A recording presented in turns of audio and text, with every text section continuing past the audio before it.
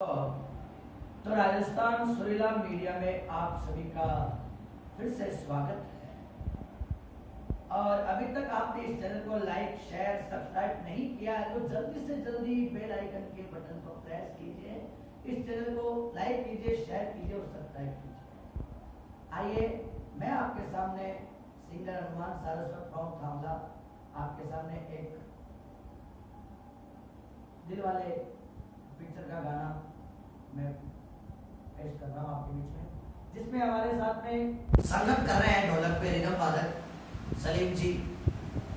खान साहब फ्रॉम नीमड़ी, और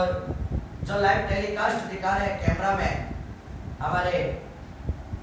लक्ष्मण जी गुजर देवंडी की ढाणी फ्रॉम थावला, और जो आपके सामने जो विशेष सहयोग दे रहे हैं वो हमारे